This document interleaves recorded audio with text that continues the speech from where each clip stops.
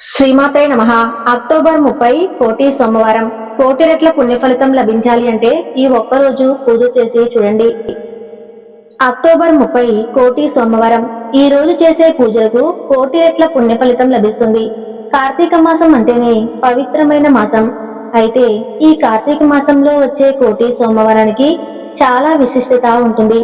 కోటి సోమవారం చేసే పూజలకు కోటి రెట్ల పుణ్య ఫలితం లభిస్తుందట. కార్తీక మాసంలో శ్రవణ నక్షత్రంలో కలిసొచ్చే రోజునే కోటి సోమవారంగా పిలుస్తారు. అయితే ఈ పవిత్రమైన కోటి సోమవారం అంటే సోమవారం రోజునే రాదు. కార్తీక మాసంలో ఏ రోజైతే శ్రవణ నక్షత్రం ఉంటుందో ఆ రోజునే కోటి సోమవారంగా పరిగణిస్తారు. అయితే ఈ సంవత్సరం అక్టోబర్ 30వ తేదీన గురువారం నాడు కోటి సోమవారం వచ్చింది. కోటి సోమవారం నాడు ఇంట్లో పూజ చేసుకుంటే కోటి సోమవారాల పాటు ఆ పరమశివుణ్ణి పూజించినంత పుణ్యం లభిస్తుంది. కాబట్టి అక్టోబర్ 30వ తేదీన గురువారం నాడు అనగా కోటి సోమవారం రోజున ఇంట్లో ఎలా పూజ చేసుకోవాలి, పాటించవలసిన నియమాలేంటో ఈ వీడియోలో పూర్తిగా తెలుసుకుందాం.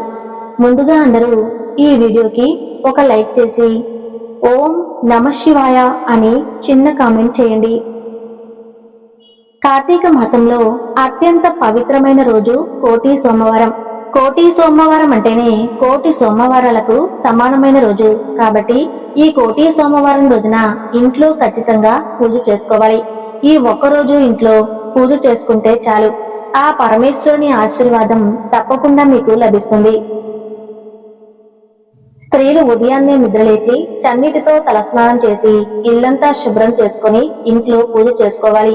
ఇంటి గడపలకు పసుపు రాసి ఇంటి ముందు ముగ్గు వేసుకుని పూజా గదిని కూడా శుభ్రం చేసుకుని ఇంట్లో శివ పూజను ప్రారంభించాలి. కోటి సోమవారం నాడు శివునికి ఇష్టమైన పూలతో పూజిస్తే అఖండ రాజయోగం మీ ఇంటికి లభిస్తుంది. జిల్లేడు పూలు, గన్నేరు పూలు, జాజి పూలు లేదా చామంతి పూలతో శివుడిని పూజిస్తే కోరిన కోరికలు ఖచ్చితంగా నెరవేరుతాయి. ముఖ్యంగా ఈ కోటి సోమవారం నాడు ఇంట్లో దీపారాధన చేసేటప్పుడు పిండి ప్రమిదలను మాత్రమే ఉపయోగించాలి. బియ్య పిండితో 2 ప్రమిదలను తయారు చేసి అందులో ఆవు నెయ్యి పోసి దీపారాధన చేయాలి.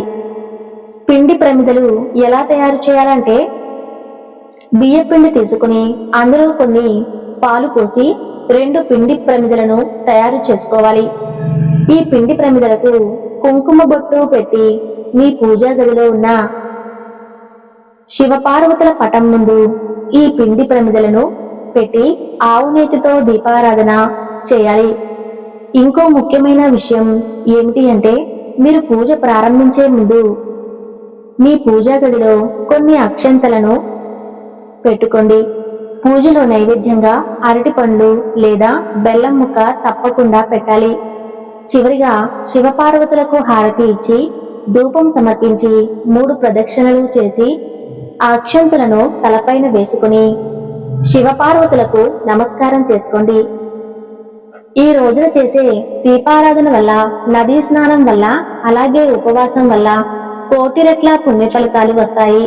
కాబట్టి కోటి సోమవారం నాడు స్త్రీలు ఉపవాసం ఉంటే కోటి సోమవారాలు ఉపవాసం ఉన్నట్లే.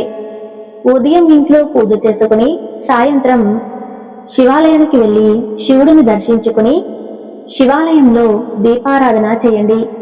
ఈ కోటి సోమవారం నాడు ఆ పరమేశ్వరుడు 3 దేవతలతో కలిసి శివాలయంలో ఉంటారట. కాబట్టి ఇంతటి పవిత్రమైన కోటి సోమవారం నాడు ఖచ్చితంగా శివాలయానికి వెళ్లి దీపారాధన చేయండి.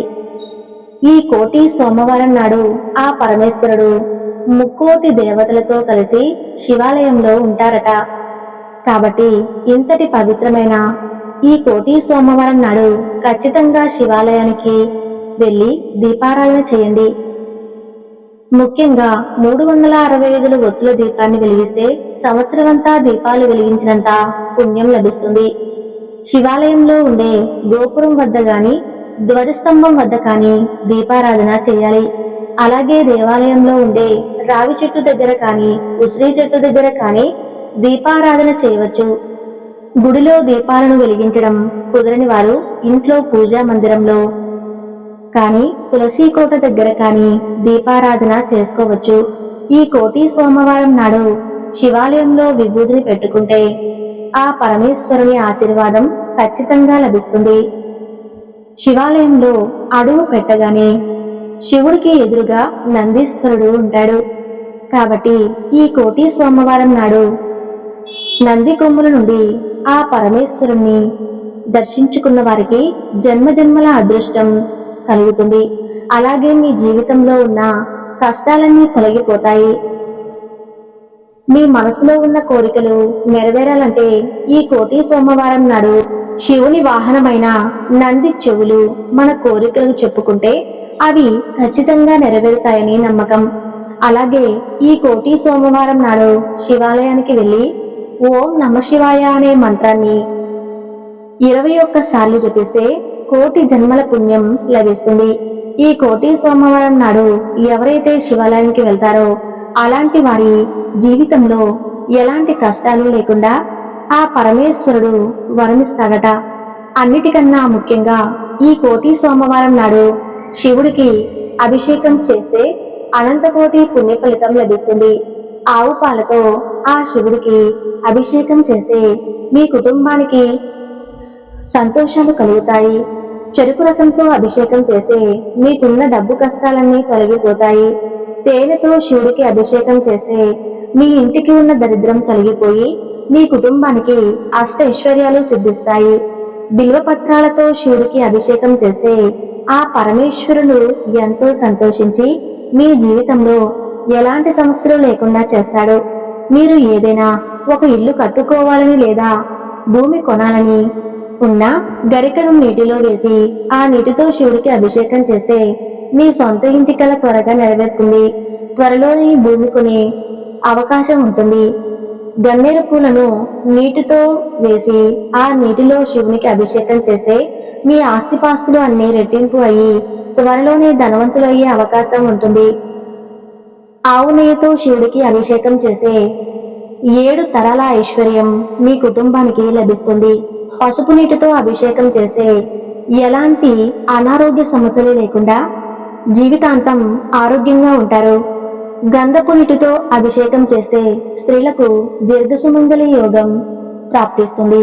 భర్త సంపద కూడా విపరీతంగా పెరిగిపోతుంది. అలాగే ఈ కోటి సోమవారం నాడు ఒక చిన్న శివలింగాన్ని మీ ఇంటికి తెచ్చుకొని మీ పూజా గదిలో పెట్టుకుంటే స్వయంగా ఆ పరమశివుడు మీ ఇంట్లో ఉన్నట్లే. ఇంట్లో శివలింగాన్ని పెట్టుకోవాలంటే శాస్త్రం ప్రకారం కొన్ని నియమాలు పాటించాలి. ఇంట్లో ఉండే శివలింగం బొటన వేలంత మాత్రమే ఉండాలి. ముఖ్యంగా లింగ రూపంలో ఉన్న శివలింగానికి కుంకుమ బొట్లు పెట్టకూడదు. శివలింగానికి కేవలం గంధాన్ని మాత్రమే సమర్పించాలి. ఈ వీడియో గాని మీకు నచ్చినట్లయితే తప్పకుండా వీడియోకి లైక్ చేసి మీ ఫ్రెండ్స్కి షేర్ చేయండి. Thank you.